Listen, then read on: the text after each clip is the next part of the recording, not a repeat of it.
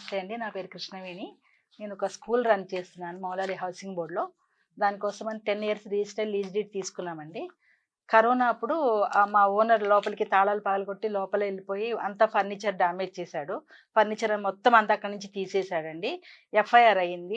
Police వాళ్ళు ఏం పట్టించుకోకుండా సివిల్ ఇన్ నేచర్ అని కేస్ క్లోజ్ చేశారు సార్. ఒక 2 ఇయర్స్ తర్వాత కేస్ క్లోజ్ చేశారు. నాకేం నోటీస్ ఇవ్వలేదు.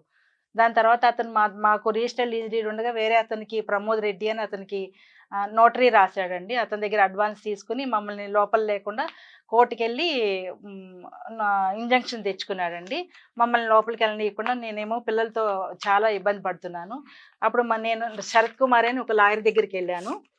అతనేమో నన్ను మోసం చేసి 1 ఇయర్ ఏమీ చేయకోకుండా నా దగ్గర డబ్బులు తీసుకున్నాడు. మొత్తం అంతా అతనితో కొల్యూడైపోయి అతను చెప్పినట్టు చేశాడు. మాకు చేయాల్సిన మా పిల్లల్ని మొత్తం రోడ్డున పడేశాడు సార్, నన్ను మా పిల్లల్ని.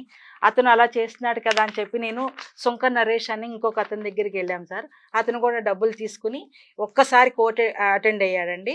తర్వాత మేము వేసిన కేసుని విత్డ్రాల్ చేయించాడు. మొత్తం 487 ఆఫ్ 2022ని మొత్తం విత్డ్రాల్ చేయించి వేరే కేసు వేశాడు.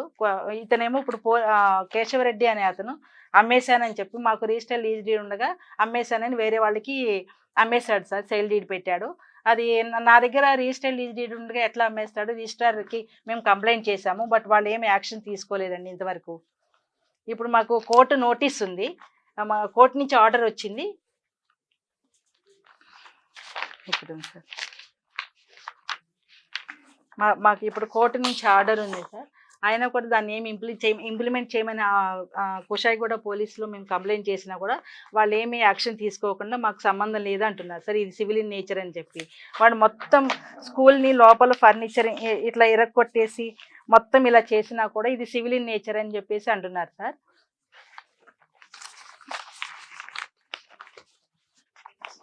చూడండి సార్, ఇలా పగలకొట్టి మొత్తం ఫర్నిచర్ని. ఇది మా స్కూల్ ఫోటోస్ సార్. చూడండి, ఇలా ఉన్నా కూడా మొత్తం మా పిల్లలందరూ ఇప్పుడు రోడ్డును పడ్డారు సార్. మాకేమీ అక్కడ ప్లేస్ లేకుండా చేశారు. మొత్తం అందరూ పోర్ పిల్లలు సార్. అందరు పేరెంట్స్ సపోర్ట్ లేని పిల్లలందరూ నేను గ్యాదర్ చేసి, నేను ఏ గవర్నమెంట్ ఫండ్ అడగలేదు సార్. నేను నా 4 టీచర్లను పెట్టుకుని వాళ్ళతో నడిపిస్తున్నాను. చూడండి, నేను అంత డెవలప్ చేసిన మొత్తం మా స్కూల్ని డ్యామేజ్ చేశారు. ఇప్పుడు నేను ఉన్న కోర్టు ఆర్డర్ని ఇంప్లిమెంట్ చేయమని నేను రిక్వెస్ట్ చేస్తున్నాను సార్. ఈ బిల్డింగ్ ఓనర్ ఎవరైతే ఉన్నారో కేశవరెడ్డి, వాళ్ళ చుట్టాలని చెప్పి డీజీపీ మహేందర్ రెడ్డి దగ్గరికి వెళ్ళి అతను మొత్తం అంతా మేనేజ్ చేస్తున్నాడు సార్. నేను సిఐ గారిని కానీ, ఎస్ఐని కానీ, ఏసీపీ అందరి దగ్గరికి నేను ఈవెన్ 21లోనే డీజీపీ గారికి కంప్లైంట్ చేశాను సార్. ఎవరు యాక్షన్ తీసుకోవట్లేదు. వాళ్ళ కొడుకు తర్వాత కేటీఆర్ మా ఫ్రెండ్స్ అని చెప్పేసి వాళ్ళు అప్పటి నుంచి మేనేజ్ చేస్తున్నారు సార్. నేను అప్పుడు విద్యాశాఖ మంత్రి సబితా ఇంద్రారెడ్డి దగ్గరికి వెళ్ళాను. తర్వాత హోమ్ మినిస్టర్ మొహమ్మద్ అలీ దగ్గరికి అందరి దగ్గరికి వెళ్ళాను సార్. వాళ్ళు ఏదో ఇష్టం వచ్చినట్టు మాట్లాడారు తప్ప ఏమీ చేయలేదు సార్.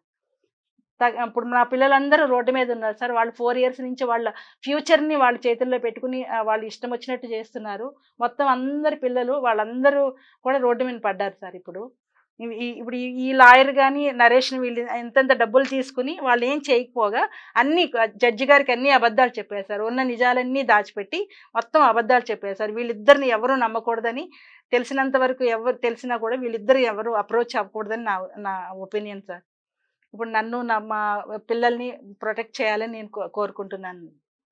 క్యూ న్యూస్ ఛానల్లో పనిచేయటకు అనుభవం గల సీనియర్ వీడియో ఎడిటర్స్ కావాలను సంప్రదించవలసిన నెంబర్ 8688926084. qnewsads@gmail.com ను సంప్రదించండి. లైక్ చేయండి.